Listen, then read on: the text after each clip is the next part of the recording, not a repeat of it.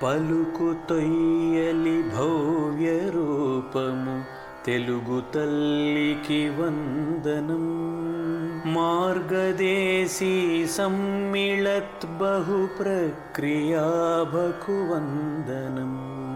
సత్కవీశ్వర కల్పనారస దివ్య జలధికి వందనం. భావనా ప్రియ హృత్సరస్సు విహారి హంసికి వందనం. భావనా ప్రియ హృత్సరస్సు విహారి హంసికి వందనం. భావనా ప్రియ హృత్సరస్సు విహారి హంసికి వందనం. తదుపరి నవజీవన్ రెడ్డి గారి ధన్యవాదాలండి. ధన్యవాదాలు. నవజీవన్ రెడ్డి గారి మృదునయనిపై సలాది భాగ్యలక్ష్మి గారు విశ్లేషణ చేయడానికి వస్తున్నారు. ఈయన నవజీవన గమ్యం, జ్వలించండి జ్యోతులై, మృదునయని అనే 3 పుస్తకాలను ఆవిష్కరించారు మొన్న తిరుపతిలో జరిగిన సభలలో. అలాగే ఈయనకి రెడ్డమ్మ సాహితీ పురస్కారం, భారతరత్న షోడౌన్ అవార్డు కూడా వచ్చాయి. అలాగే భాగ్యలక్ష్మి గారు ఏలూరు బీసీ రెసిడెన్షియల్ స్కూల్లో ప్రధానోపాధ్యాయురాలుగా పనిచేస్తున్నారు. ఇదివరలో గోదావరి శతకాన్ని ఆవిష్కరించుకోవటం జరిగింది. మొన్న తిరుపతి సభలలో ముత్యమంత బ్రతుకు అనే కథా సంపుటిని ఆవిష్కరించుకున్నారు. మరి ఇప్పుడు భాగ్యలక్ష్మి గారిని ఆహ్వానిస్తున్నాము నవజీవన్ రెడ్డి గారి మృదునయనిపై విశ్లేషించవలసిందిగా. మీకు కేటాయించిన 20 నిమిషాలండి సమయాన్ని. తప్పకుండా ధన్యవాదాలు రోజారామణి గారు. సభాయ నమః. గురువు గారి పాద పద్మాలకు నమస్కారాలు. బృంద సభ్యులందరికీ నమస్కారం. ముందుగా ఈరోజు మృదునయని నవజీవన్ రెడ్డి గారు రాసినటువంటి కథా సంపుటి గురించి పుస్తక సమీక్ష చేయబోతున్నాను. వారి గురించి ఒక నిమిషం. ప్రస్తుతం అన్నమయ్య జిల్లాలోని గట్టుపాళ్లెంలో శ్రీమతి శ్రీబాల శివశంకర్ రెడ్డి దంపతులకు జన్మించారు నవజీవన్ రెడ్డి గారు. వీరు వృత్తిరీత్యా సాఫ్ట్వేర్ ఇంజనీర్. బట్ వారికి సమాజంపై ఉన్నటువంటి బాధ్యత దృష్ట్యా యువత కోసం మోటివేషనల్ స్పీకర్ గా విద్యార్థులను జాగృతం చేస్తూ విజయ పదంలో నడుస్తున్నారు. వీరు ఇందాక చెప్పినట్టు రోజారమణి గారు నవజీవన గమ్యం అనే కవితా సంకలనాన్ని రాశారు. దీనికి కుప్పం రెడ్డమ్మ సాహితీ అవార్డు వచ్చింది. అది మొదటి సంకలనం ఏంది. ఆ తర్వాత victories your steps to winnowing. ఆ తర్వాత రీసెంట్ గా తిరుపతి సభల్లో జ్వలించండి జ్యోతులై, మృదునయని అనే రచనలు వెలువరించడం జరిగింది. ఇప్పుడు మనం మృదునయని కథా సంపుటి గురించి చెప్పుకుందాం. ముందు ఈ కథా సంపుటిలో 15 కథలు ఉన్నాయి. దీనికి చక్రవర్తి గురువు గారు ముందు మాట రాశారు. ఇది ఈ పుస్తకం ముఖ చిత్రం. ఈ పుస్తకంలో ఒక స్త్రీ చీకటి నుంచి వెలుగులోకి నడుస్తూ ఉన్నట్టు, అలాగే స్త్రీ పైన కిరీటం ఉంది. సో అంటే ఇక్కడ స్త్రీకి కిరీటం పెట్టినట్టు, అంటే ఈ కథల్లో ఎక్కువ శాతం స్త్రీ గురించే ఉంది కాబట్టి దాన్ని ఆ విధంగా విశ్లేషించుకోవచ్చు. అలాగే అంటే ఈ స్త్రీ ఎలాంటి స్త్రీలు వీళ్ళు అంటే జీవితంలో ఎన్నో కష్టాలను ఎదుర్కొని విధిని సైతం ఎదిరించి విజయదుందుబి మోగించినటువంటి ఈ స్త్రీమూర్తుల గురించి ఈ పుస్తకంలో కథలన్నీ తెలియజేస్తాయి ఎక్కువ శాతం. అయితే ఈ కథలన్నీ కల్పితాలు కావు. మరి ఏంటివి అంటే మనకి కొన్ని శీర్షికలతో పేపర్లో ప్రచురితమైనటువంటివి అన్నమాట. అంటే మనకి ఫ్యామిలీ గాని, వసుంధరలో గాని వచ్చేటువంటి స్త్రీ మూర్తుల యొక్క విజయ గాథలు కొన్ని కథనాలుగా వస్తాయి. వాటిని ఈయన మంచి దాన్ని కొంచెం జోడింపులు అవి చేసుకుని చక్కగా కథల రూపంలో తీసుకొచ్చారనమాట. ఎంతో ప్రేరణ నిండినటువంటి ఆ న్యూస్ పేపర్ కథనాలు ఈయన కథనగా మరిచి మన ముందు ఉంచారు. ఈ రచయితలో గల చక్కని భావావేశం, ఉత్సాహం, సమాజంలో గల వేదన, గురువుగారు చెప్తూ ఉంటారు నాకు వేదన అని. ఆ వేదన నాకు ఈయన రచనల్లో కూడా కనిపించింది. అందరిలోని మంచితనమే చూశారు కాబట్టి ఈ కథల్లో అన్ని పాత్రల్లో కేవలం మంచిగానే తీర్చిదిద్దారు. అంటే మనం చూసే దృష్టిని బట్టే ఎదుటి వాళ్ళది కూడా కనిపిస్తుంది. అత్తగారి పాత్రలో కూడా ఎక్కడ క్రూరత్వాన్ని చూపించలేదన్నమాట ఆయన. అన్ని మంచిగానే చూపించారు. అందరిలోని మంచిని మాత్రమే గ్రహించే ఈ సానుకూల దృక్పథం, పాజిటివ్ థింకింగ్ అన్నమాట. అంతా పాజిటివ్‌గా చూసారు. అలాగే సమాజాన్ని సరైన మార్గంలో నడిపించాలనే తాపత్రయం మొత్తం ఇదంతా ఈ కథల్లో అన్నీ అదే ప్రతిబింబిస్తాయన్నమాట. అందులోనూ ఈ రచయిత మోటివేషనల్ స్పీకర్ అని ముందే చెప్పుకున్నాం కాబట్టి, ప్రతి కథలోని ఒక సందేశాన్ని ఇచ్చేటువంటి ప్రయత్నం చేశారు. ఆ కథలు ఏంటి అనేవి నాకు సమయం ఎంతవరకు ఉంటే అన్ని కథలు చెప్తాను. ఎందుకంటే ఇందులో ఒక కథని ఎంచుకోవడం అనేది కరెక్ట్ కాదు. అన్నీ సందేశాన్ని ఇచ్చేటువంటి కథలే. ఇందులో చిన్న చిన్న లోపాలున్నాయి. అవి నేను చెప్పాలి అనుకోవడం లేదు. ఎందుకంటే గురువుగారు ముందు మాటలో అవి ఎలాగో చెప్పేశారు. కాబట్టి ఈ కథల్లో మొదటి కథ గురించి చూద్దాం. మొదటి కథ 'కాలం కాటు వేస్తే'. అంటే ఇక్కడ ఒక 75 సంవత్సరాల వ్యక్తి తన స్వగతాన్ని చెప్పుకుంటున్నటువంటి విధంగా రాశారాయన. ఆయన పెళ్ళైన కొత్తలో ఆ భార్యని చాలా చిన్న చూపు చూడడం, అంటే వంటింటి కుందేలు ఆడవాళ్ళు బయటికి రాకూడదు అని చూసి కొంచెం మానవత్వాన్ని కూడా మరిచిపోయి ఆవిడని హింసిస్తూ ఉంటాడనమాట. అంటే ఆయన దృష్టిలో భార్య ఒక బానిస. అలాంటి వ్యక్తి ఆహ్, ఆ భార్య చాలా జబ్బు పడుతూ ఉన్నా సరే పట్టించుకోని స్థితిలో ఉంటాడనమాట. ఒక ఆడది ఏదో పడతదిలే అని చెప్పేసి. తను ఎంత దగ్గుతూ ఉన్నా పట్టించుకోదు. అలాంటి ఆ స్త్రీమూర్తి చనిపోతుంది ఆ జబ్బుతో. ఆ తర్వాత ఇతని పరిస్థితి ఏమవుతుందంటే ఒంటరి అయిపోయి పిల్లలు రెక్కలొచ్చి ఎక్కడికో ఎగిరిపోతారు. తిన పరిస్థితి చాలా దారుణంగా ఉంటది. ఆ రోజు భార్యని నేను సరిగ్గా చూసుకునుండుంటే ఇలాంటి అవస్థ నాకొచ్చుండేది కాదు. ఇప్పుడు ఎలా ఉన్నావు? ఏంటి? తిన్నావా? ఉన్నావా? అని అడిగే నాథుడు లేడు అని చెప్పి బాధపడి ఆయన తర్వాత తరం వాళ్ళందరికీ చెప్తాడన్నమాట మెసేజ్. ఏంటంటే మీరు భార్య అంటే బరువు, బాధ్యత, బానిస కాదు. భరించడం అని కాదు. ఒక గొప్ప మన సమాజాన్ని, మన కుటుంబాన్ని మోసి మన కోసమే బ్రతికేటువంటి ఒక ప్రాణి. తనని బాగా చూసుకోండి అని చెప్పి తర్వాత తరం వాళ్ళకి చెప్పేటువంటి స్టోరీ 'కాలం కాటేస్తాయి'. నూతన దంపతులందరికీ ఆయన మెసేజ్ ఇస్తూ ఉంటారు. తర్వాత కథ 'శిక్ష'. ఇది పుట్టుకతోనే అంగవైకల్యంతో ఒక వ్యక్తి పుడతాడు. అతడు విజయ్. తల్లిదండ్రులేమో కూలి, నాలి చేసుకొని ఆ బిడ్డ అయ్యో! ఇలాంటి బిడ్డ పుట్టాడే అని చెప్పి కొంచెం బాధపడినా కూడా ఆ బిడ్డని చాలా చక్కగా పెంచి పెద్ద చేస్తారు. చాలా ప్రేమగా సాకుతారు. వాళ్ళు పెద్దయ్యేసరికి వాళ్ళు ఈ బాధ్యత తల్లిదండ్రుల యొక్క బాధ్యత అతని మీద పడుతుంది. కానీ అతడికేమో కాళ్ళు లేవు. ఏమీ చేయలేని పరిస్థితి. కానీ తల్లిదండ్రులని పోషించుకోవాలి అనేటువంటి ఒక బలమైన కోరిక మాత్రం ఉంటది. ఆ సంకల్పంతో ఫ్రెండ్స్ సహాయంతో ఆహ్, అదే వికలాంగులు నడిపే స్కూటీనొకటి తీసుకొని డెలివరీ బాయ్‌గా ఉద్యోగాన్ని సంపాదిస్తాడు. అంటే ఇతడు కూడా ఎళ్ళిన చోట ఎక్కడ ఉద్యోగం రాదు. చివరికి ఈ ఉద్యోగంలో తను జాయిన్ అవుతాడు. జాయిన్ అయ్యి వచ్చినటువంటి డబ్బుతో కుటుంబాన్ని తల్లిదండ్రులని పోషిస్తాడు.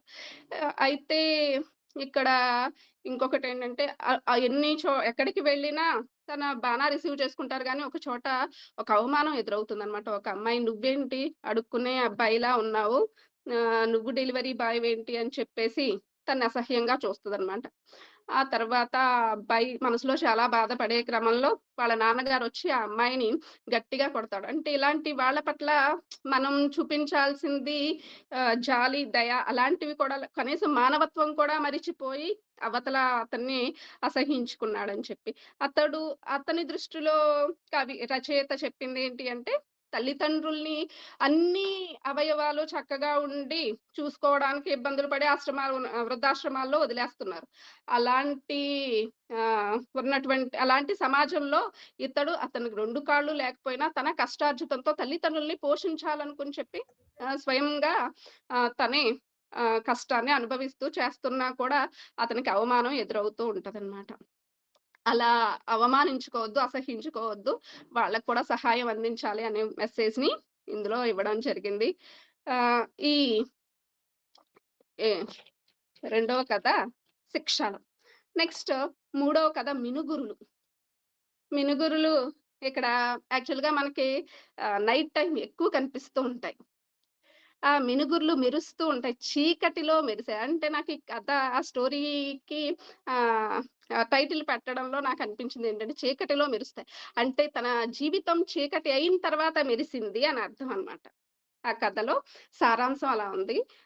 నాకు తెలిసి 'అవని లేఖర' ఈ పారా ఒలింపిక్స్‌లో మంచి విన్నర్ అన్నమాట ఆవిడ. భారతదేశానికి పతాకాలను తీసుకొచ్చినటువంటి ఆవిడ స్టోరీని బట్ ఈయన కొంచెం కవితాత్మకంగా కొన్ని కల్పనలు చేసి రాయడం జరిగింది. ఆ మినుగురులో అవని అమ్మాయి జీవితంలో ఫ్రెండ్ జరిగినటువంటి స్టోరీలో అయితే వేరే ఉంది. కానీ కథలో వేరేలా ఉంది. కథలో ఉన్నది మనం ఇక్కడ తీసుకుందాం. ఆ ఫ్రెండ్ వాళ్ళ అన్నయ్య పెళ్ళికి ఆ అమ్మాయి తీసుకెళ్తూ ఉంటది. ఆ అమ్మాయిని తీసుకెళ్ళే క్రమంలో యాక్సిడెంట్ అవుతది. యాక్సిడెంట్ అయితే ఆ పెళ్లి ఆగిపోతుంది. వాళ్ళ అన్నయ్య పెళ్లి ఆగిపోతుంది. వీళ్ళిద్దరూ హాస్పిటల్‌లో ఉంటారు.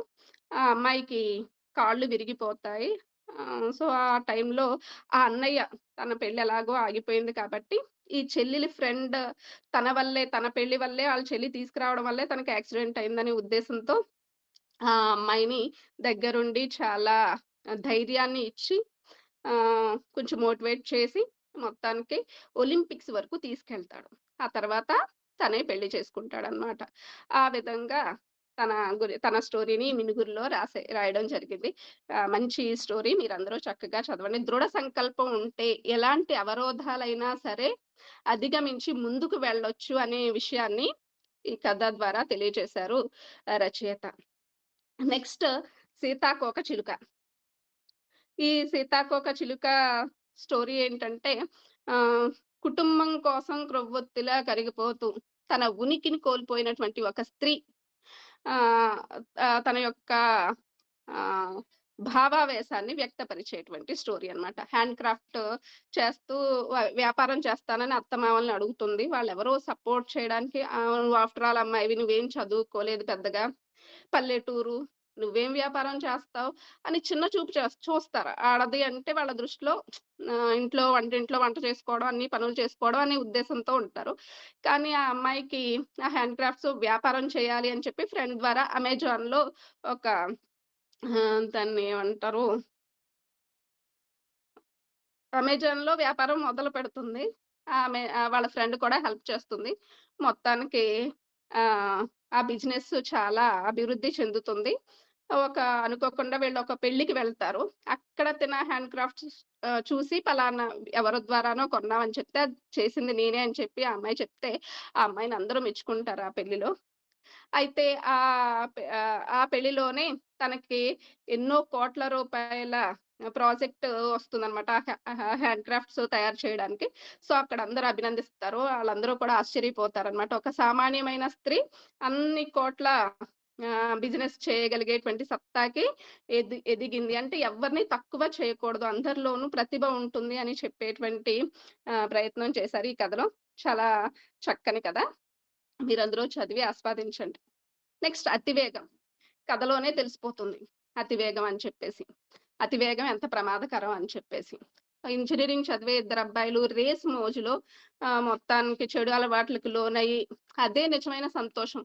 అంటే తాగడం, తోలడం, రేస్‌లో ఉండడం, అమ్మాయిల చుట్టూ తిరగడం ఇదే నిజమైన లైఫ్ అని చెప్పేసి అదే భ్రమలో బ్రతుకుతూ ఉంటారు. అందులో ఒకరు ఈ అతివేగం వల్ల రేస్‌లో చనిపోతే ఆ తల్లిదండ్రులు ఎంత బాధపడతారో, ఆ కన్న తల్లి కన్నవారికి కడుపు కోత మిగిల్చినటువంటి సన్నివేశాలని చక్కగా చెప్పారు. ఈ చెడు వ్యసనాలు, వ్యామోహాలు, ఈ క్షణికావేశాలు కడుపు నింపవు, కడుపు కోత మిగులుస్తాయి అనేటువంటి సందేశాన్ని ఈ కథలో ఇవ్వడం జరిగింది. నెక్స్ట్ 'పురి విప్పిన నెమలి'. ఇది కూడా నేను పేపర్‌లో చదివినటువంటి స్టోరీయే. మాక్సిమం ఇందులో నేను చాలా వరకు పేపర్‌లో చూసినటువంటి స్టోరీసే. సో, ఇది కూడా అంతే. మురికివాడలో చాలా దుర్భరమైనటువంటి జీవితం గడిపేటువంటి ఒక కుటుంబం అందులోని యజమాని ఒక కోటీశ్వరుడికి యాక్సిడెంట్ జరిగితే అతన్ని రక్షించి హాస్పిటల్‌లో తీసుకువెళ్తాడనమాట. తీసుకెళ్ళిన తర్వాత అతడు కోటీశ్వరుడని తెలిసి ఆ తర్వాత ఆయన మెలుకున్న తర్వాత ఈ రక్షించినటువంటి వ్యక్తిని తీసుకొచ్చి వాచ్‌మెన్‌గా పెట్టుకొని ఒక ఉద్యోగం ఇచ్చి వాచ్‌మెన్‌గా పెట్టుకొని ఆ పిల్లల్ని చదివిస్తాడు. చుట్టుపక్కల అందరూ అంటారు, "రక్షించవు ఏదో డబ్బిచ్చేయొచ్చు కదా! మళ్ళీ ఉద్యోగం ఇవ్వడం ఏంటి?" అని చెప్పేసి అంటారు. కానీ ఇక్కడ జీవనానికి కావాల్సింది ఇచ్చాడు ఆయన. మొత్తానికి ఆళ్ళు అలా పెద్దవాళ్ళవుతారు. ఆ పిల్లలిద్దరూ ఒక అమ్మాయి ఎంబీబీఎస్ చదువుతుంది. మిస్ ఇండియాగా అవుతుందనమాట. ఇంకో అమ్మాయేమో భారత మహిళా క్రికెట్ జట్టులో స్థానం సంపాదించడానికి ప్రయత్నాలు చేస్తూ ఉంటది. అంటే ఒక సామాన్యమైనటువంటి మురికివాడలో ఆహ్, ఇంకా చెప్పాలంటే ఎంతో దుర్భరమైనటువంటి పరిస్థితి అని చెప్పారు. అలాంటి స్థితి నుంచి ఒక మహానుభావుడి వల్ల ఆ స్థితికెళ్లారు. ఆ రోజు డబ్బిచ్చుంటే ఆ డబ్బుతో అప్పుడే ఏదో చేసుకొనుండేవారు, అయిపోయుండేది. కానీ అతనికి వాళ్ళకి జీవితాన్నిచ్చారు. అదే చెప్తున్నారు. ఇప్పుడు ప్రభుత్వాలు ప్రజలకి డబ్బులిచ్చి సోమరిపోతులను చేస్తుంది. అలా కాకుండా సరైన ఉపాధి కల్పిస్తే వాళ్ళు కూడా ఉన్నతంగా ఎదుగుతారు. అంటే చేపల కూర వండివ్వడం కాదు, చేపను పట్టడం నేర్పించాలి అని చెప్పి. ఆ విధంగా ఈ కథలో సందేశాన్ని ఇవ్వడం జరిగింది. ఇది కూడా మంచి కథ. నెక్స్ట్ ఎవరు బాధ్యులు? ఇది ఇందాక డివిఎస్ శాస్త్రి గారు ఆహ్, మన అపర్ణ గారి దాంట్లో చెప్పారు. స్త్రీ గురించి యాసిడ్ దాడి గురించి చెప్పారు. ఈ స్టోరీలో అదే. ఒక ఇద్దరు ఫ్రెండ్స్ ఉంటారు. ఆ ఇద్దరు ఫ్రెండ్స్‌లో ఒక అమ్మాయి అఖిల అనే అమ్మాయి చాలా తెగువగా ఉంటుంది. ఇంకో అమ్మాయి చండి తన వెనక్కి లాగుతూ ఉంటది. ఎందుకే మనకి ఈ గొడవలు? ఎందుకు మనం అనవసరమైన వాటిలో తలదూర్చడం అని చెప్తూ ఉంటది. సో, అయినా గాని తను మాత్రం చాలా ధైర్యంగా ఉంటుంది. పైగా కరాటాలో బ్లాక్ బెల్ట్ అన్నమాట ఆ అమ్మాయి. అలాంటి ఆ అమ్మాయి మీద కోపంతో ఒక వ్యక్తి ఆహ్, తనని అవమానించే ప్రయత్నంలో ఈ అమ్మాయి కొడుతుంది. అది దృష్టిలో పెట్టుకొని ఆ అబ్బాయి యాసిడ్ పోయడానికి ప్రయత్నిస్తాడు. అనుకోకుండా ఈ అఖిల మిస్ అయ్యి చండీకి ఆ యాసిడ్ పడుతుంది. ఆ అమ్మాయి పాపం ఎంబీబీఎస్ చదువుకునే అమ్మాయిలు. బట్ ఆ ముఖం అంతా కాలిపోవడంతో కొన్ని రోజులు కాలేజీకి రాదు. ఆ తర్వాత కాలేజీకొస్తే తన అవమాన పడుతుంది. అక్కడ జరిగింది తనకు అన్యాయం. బట్ తనని మిగతా వాళ్ళందరూ అవమానిస్తారు. ఆ అమ్మాయి తప్పేముంది? అసలా ఆ బిడ్డనలా పెంచినందుకు ఆ తల్లిదండ్రులా? అలాంటి చదువులా? లేకపోతే చుట్టూ సమాజమా? అంతమంది చూస్తున్నా ఎవ్వరు కాపాడలేకపోవడమా? ఈ ఈ ఎవరు బాధ్యులు? అని చెప్పి ప్రశ్నిస్తారు రచయిత. నిజంగా ఇది మనందరం కూడా ఆలోచించాల్సినటువంటి విషయం. నెక్స్ట్ ఆశావాదులు, అవకాశవాదులు. ఇది రచయిత స్వగతం అని చెప్పేసి ఖచ్చితంగా అర్థమవుతుంది. ఇందులో వేదిక గురించి, అలాగే కళా సరస్వతుల గురించి, కళకి గల ఎంత విలువిస్తారో కళా సరస్వతులు అనే విషయాన్ని చక్కగా చెప్పారు. ఇది మీరు మీ అంతట మీరు చదివి తెలుసుకుంటేనే బావుంటుంది. నెక్స్ట్ ఈ స్టోరీకి టైటిల్ పేరైనటువంటి 'మృదునైని'. ఇది ఒక హిజ్రా కథ. ఒక హిజ్రాగా సమాజంలో తనకు ఎలాంటి అవమానాలు ఎదురయ్యాయి. అటు ఇంట్లో కూడా తనని బయటకి గెంటేస్తారు. ఇటు సమాజం కూడా ఎంతో అవమానంగా చూస్తది. అలాంటి ఆ అంటరానితనాన్ని, ఆ వివక్షతని చాలా చక్కగా చూపించారు ఈ కథలో. ఎవరో ఉద్యోగం కూడా ఇవ్వరు. హిజ్రా కదా! నువ్వేం చేస్తున్నావు అని చెప్పేసి. అలా చివరికి ఆవిడ వాహనాల దగ్గర యాచిస్తూ కాలం గడుపుతూ ఉంటుంది. అలాంటి సందర్భంలో ఒక అమ్మాయి అర్ధరాత్రి బస్ దిగి వస్తూ ఉంటే ఆ అమ్మాయి తన దారిన తను వెళ్తూ ఉంటుంది. కానీ ఆ అమ్మాయి ఎళ్ళే దారిలోనే ఈ హిజ్రా కూడా వెళ్ళడంతో ఈ అమ్మాయి వల్ల ఏదన్నా తనకి ప్రమాదమేమో అని అవతల అమ్మాయి భయపడిపోతూ ఉంటుంది. హిజ్రా వల్ల ఏదో ప్రమాదం అని. కానీ అనుకోకుండా ఈ హిజ్రాకి ఎవరో కనిపిస్తారు. మాటల్లో పడిపోతుంది. ఈ అమ్మాయి వెళ్ళిపోతుంది. కానీ ఈ అమ్మాయి వెళ్ళే దారిలో అనుకోకుండా ఒక ఇద్దరు బలవంతం చేయబోతే ఈ హిజ్రాయే రక్షిస్తుందనమాట. అప్పుడు రక్షించేసరికి ఆ అమ్మాయి చాలా కృతజ్ఞతలు తెలిపి వెళ్ళిపోతుంది. ఆ తర్వాత కొన్ని సంవత్సరాల తర్వాత ఆ అమ్మాయే కలెక్టర్ అయ్యి తిరిగి ఈ అమ్మాయికి జీవనోపాధిని కల్పిస్తుంది. చాలా చక్కటి కథ. మీరందరూ చదివి ఆస్వాదించండి. ఈ కథ చదివి మా స్టూడెంట్ నా కథల పుస్తకం చదివిందో లేదో తెలీదు. దాని గురించి ఏమి చెప్పలేదు. పలానా మృదునయని పుస్తకంలో మృదునయని కథ చాలా బావుంది మేడం అని చెప్పేసి నాకే చెప్పడం జరిగింది. నాకు చాలా ఆనందం అనిపిచ్చింది. సరే ఆయనకి చెప్తాను నేనని చెప్పి ఆ రోజే ఫోను చేసి చెప్పడం జరిగింది. నెక్స్ట్ ఒకరికి ఒకరు స్టోరీ చెప్తాను. ఇందులో ఇది ఒక ప్రేమ కథా చిత్రం. ప్రస్తుతం ఉన్నటువంటి సమాజంలో ప్రేమ పేరుతో జరిగే మోసాలన్నీ ఇందులో చక్కగా చూపించారు నవజీవన్ గారు.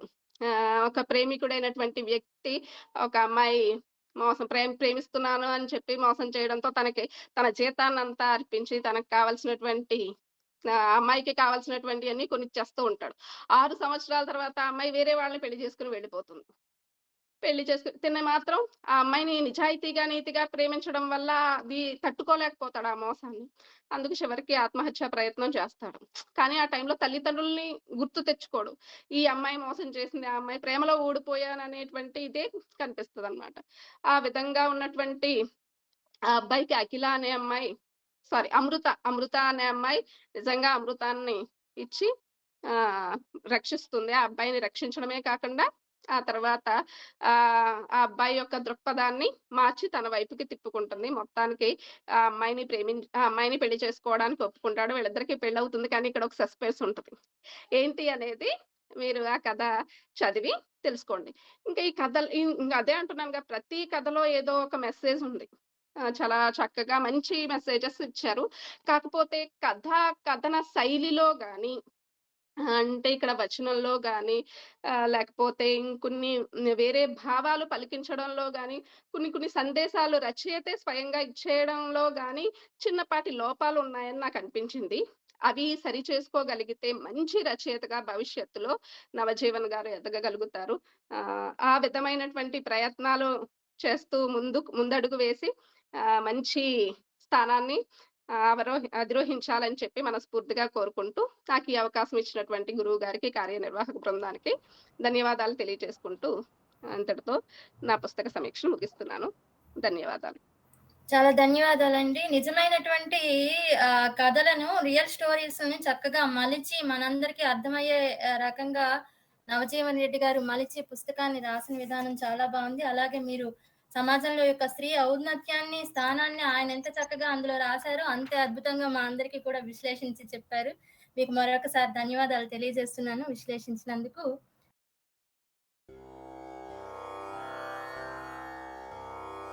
పలుకు తొయ్యలి భవ్య రూపము తెలుగు తల్లికి వందనం.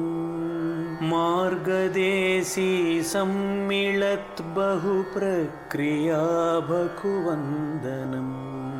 సత్కవీశ్వర కల్పనారస దివ్య జలధికి వందనం. భావనా ప్రియ హృత్సరసు విహారి హంసికి వందనం. భావనా ప్రియ హృత్సరసు విహారి హంసికి వందనం. భావనా ప్రియ హృత్సరసు విహారి హంసికి వందనం.